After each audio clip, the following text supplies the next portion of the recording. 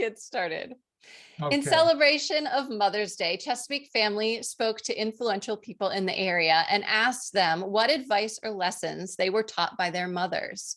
Joining us now is Chief Edward C. Jackson, Chief of the Annapolis Police Department and Assistant Professor of Criminal Justice at Baltimore City Community College. Welcome, Chief Jackson. Thank you. Thank you for having me. I appreciate it.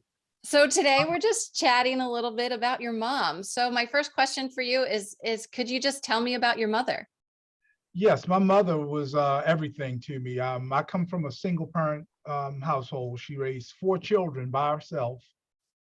She was a great role model. I've had many role models, but my mom was everything to me. My mom is no longer with me. I lost my mom in a car accident in 1985. But I'll tell you, I still carry her with me every single day. There's not a day that goes by, not a single day that goes by that at some point during the day I don't think about my mother. And I don't, and it's not a day that goes by at some point during the day. It's something that she said or something that she did that influenced me to this very day.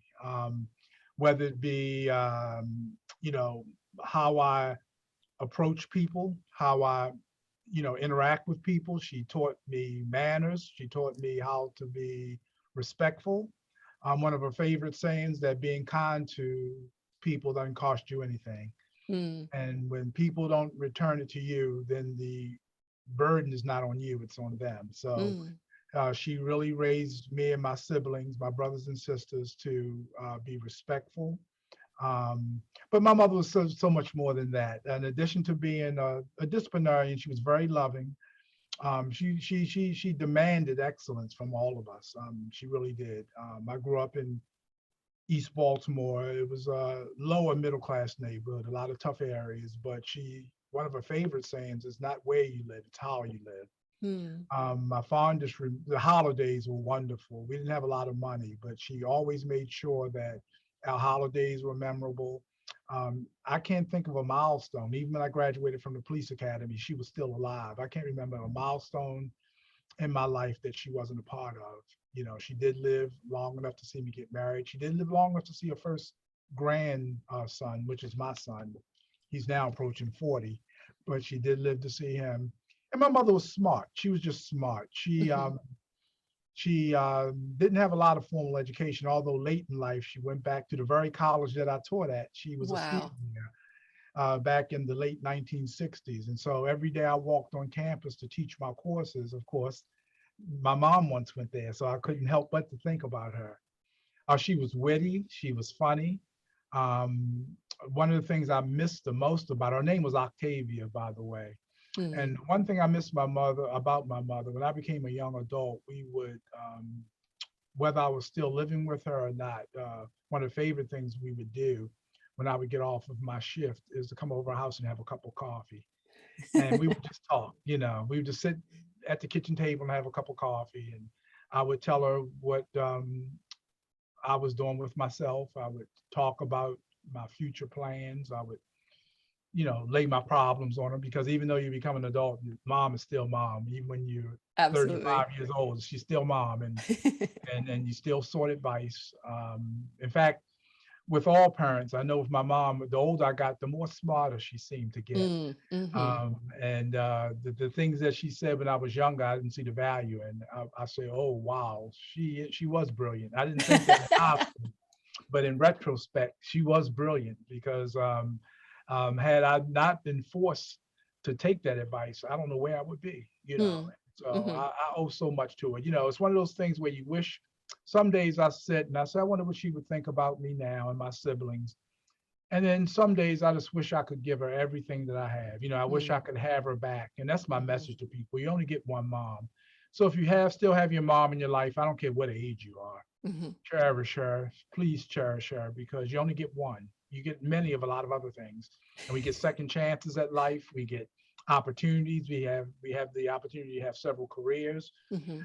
Some people have had several spouses, but you only get one. But you only get one mother, And I tell people that to honor your mother, because not only did she carry you for 9 months, that I can only imagine as a man that brutal gestation period, that 9 months that she nurtures you in her body and then gives birth to you. So you really, your mom is truly an extension of who you are. And you cherish her like gold, like platinum, like diamonds, because you only get one.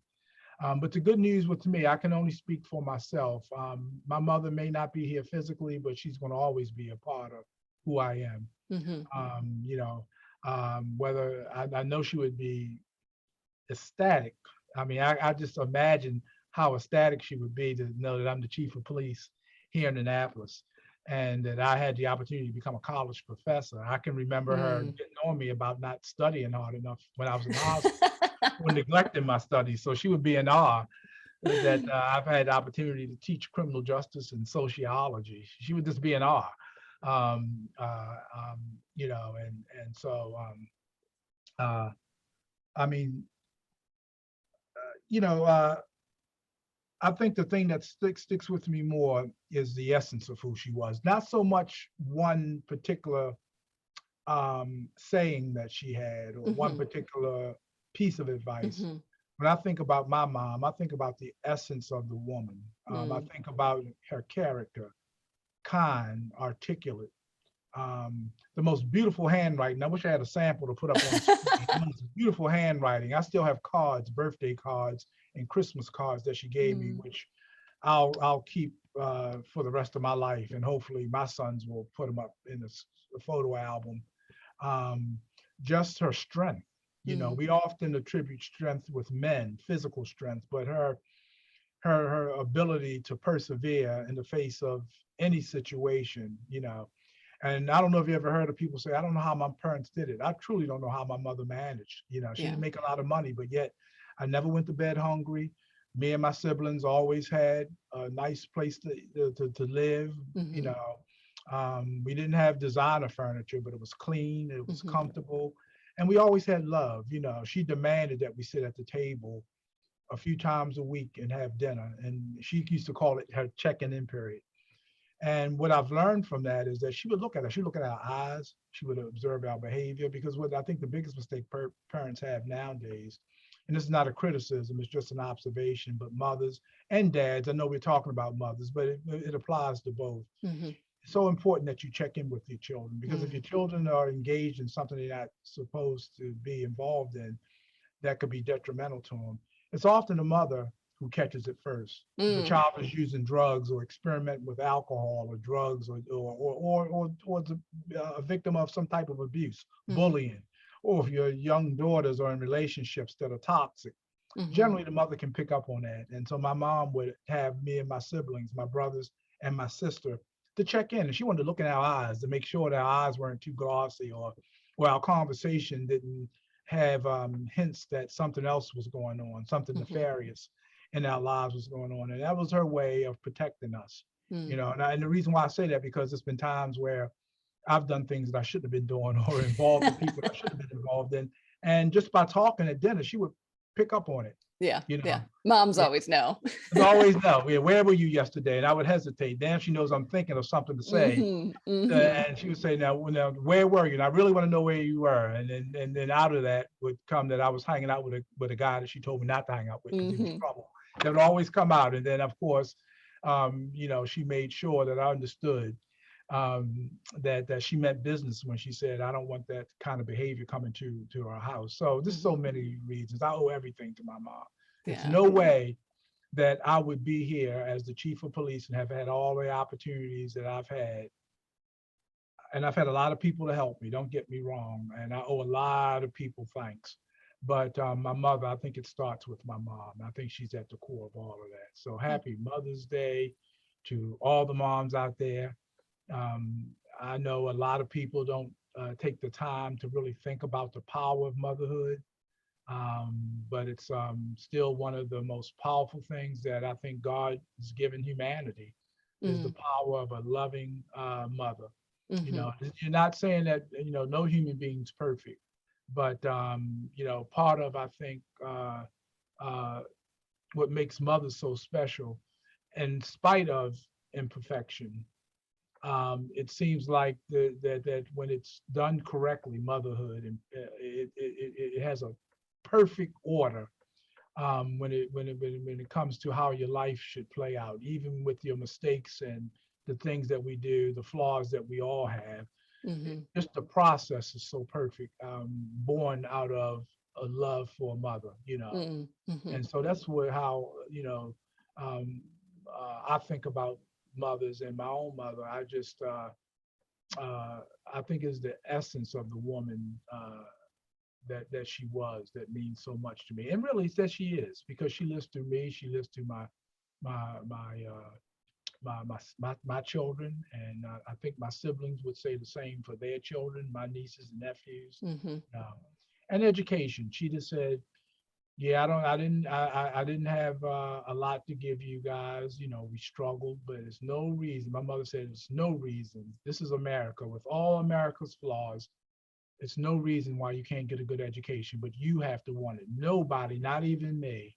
That's the saying my mother said. She says, nobody, not even me, can want anything in life more than you want it. Those are powerful words. There's a powerful word. She says, you have to want it more. I can't want it. As much as I want for you to have a wonderful life and to achieve great things, I can't want it more than you. Right. So that's if I have one particular saying as it relates to my mother, then it has to be that.